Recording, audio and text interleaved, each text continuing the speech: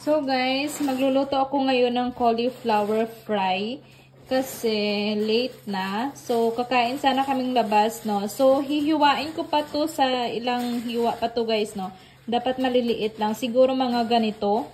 Ganito kalaki lang dapat guys yung hiwa nun. So yung iba is maliliit na. So tara guys, hiwain ko muna to. So guys, dapat i-cut ko siya ng ganito. So sobrang laki nito guys, no. So 4 na cut to. So ganito. Kailangan mga siguro to guys is ganyan siya. Ganyan lang siyang cut guys.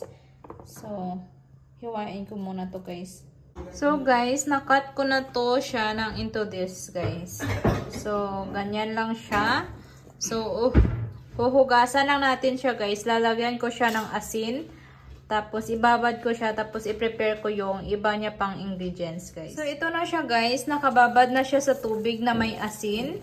So, habang binababad ko to guys, is maghuhugas muna ako ng mga hugasin. Kasi hindi ako kanina naghugas ng plato nung tanghali. So, habang nakababad to guys, para yung mga insect, guys, is makalabas siya dyan. Kasi, kung alam niyo naman, guys, yung cauliflower is marami siyang mga sanga-sanga dito, guys, oh. So, iwan ko muna to ng few minutes. Kasi mabilis lang naman to siya guys i-fry, no. So, naghiwa na rin ako dito guys ng sibuyas at saka yung garlic. Ayan siya guys. Ganyang hiwa lang siya guys. So, lalagyan din natin. So, nahugasan ko na rin yung cauliflower. Tapos, nagiinit na rin ako ng pan. So, maglalagay lang ako na ngayon guys ng mantika. Ito is yung mustard oil siya guys. So pag ganyan na yung mantika guys, pag may lumalabas na siya na usok-usok is okay na yan. So lalagyan na natin ng seasonings. Lagyan ko na siya guys ng chili, tapos yung parang seed, tapos yung ahos. So ngayon ilalagay natin yung cauliflower.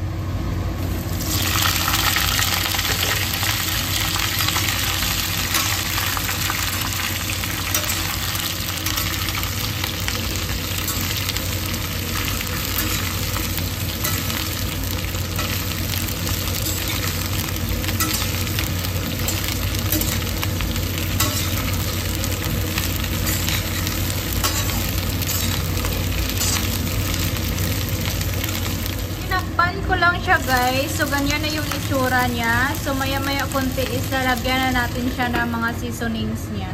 So yung mga seasonings niya guys is ito. Madami, 'di ba? May asin, turmeric, chili, tapos jeera powder. At saka nakalimutan ko ano ito guys. Tapos ito is yung pepper. Tapos maya-maya konti guys is lalagyan din natin siya ng onion. Mamaya pa to yung onion guys. Naglagay na ako guys ng onion kasi medyo na ano na siya, nasusunog na siya konti. So haluin lang natin to siya guys. Tapos mamaya konti is lalagay na natin yung mga sili at saka yung mga seasonings niya guys. Ayan. So guys, maglalagay na ako ng asin. Isang spoon na asin yung nilagay ko guys. Tapos, maglalagay tayo ng turmeric. Ayan.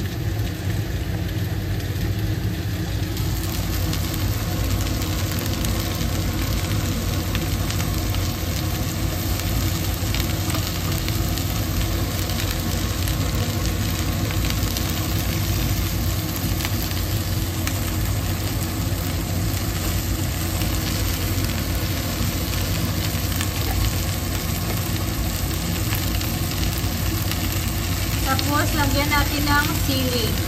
Chili pala, chili guys. Ayan. Tapos, yung jeera powder guys.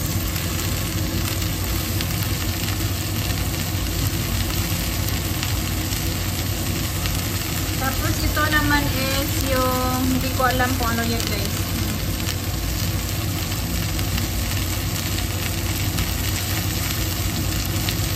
Tapos itong pepper guys.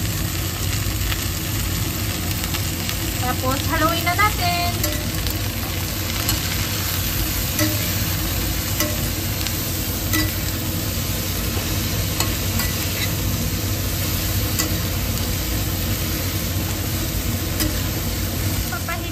lang natin siya guys, no?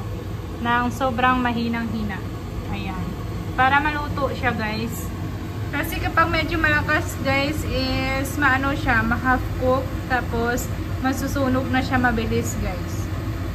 5 minutes guys is ganyan na siya. So medyo luto na to siguro guys. Kaya hindi ko na siya tatakpan, no?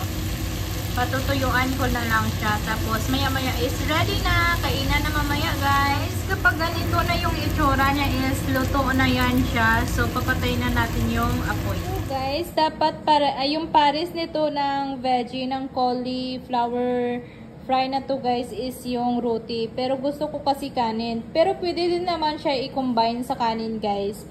So, gusto ko kasi magkanin ngayon. So, hindi ako kakain ng roti. So, si Indiano guys is kakain siya ng roti. So, guys, yung kay Indiano is ito yung pagkain niya. Yung dalawang roti at saka yung sabji. Sabji yung tawag nila guys sa gulay. Tapos, ayan yung dal. So, yan yung kakainin niya guys. So, tatanungin natin kapag natikman na niya guys kung ano yung lasa. So guys, tatanungin natin si Indiano. How is it, Indiano? Very, very good. It's perfect. Kasi siya man nagturo sa akin guys. Pero medyo maanghang siya sa akin guys, no? So ayan siya, kinakain niya guys. Now you know how to cook this one, right? Huh. But just now I cook, right? Only once. So yeah. Maybe 2 times or 3 times I can cook able like to... same only. I can able to cook na by myself. And when I go to office, you give me this one and roti and rice and dal. Okay? So, nagustuhan ni Indiano guys. Pero yung roti namin guys is hindi yan fresh. Kasi kagabi is nagluto siya. Medyo marami siyang niluto. Kaya ininit niya lang guys. So, ayun lang guys. Nagustuhan ni Indiano yung ating luto ngayon guys. So, ayun lang. Bye!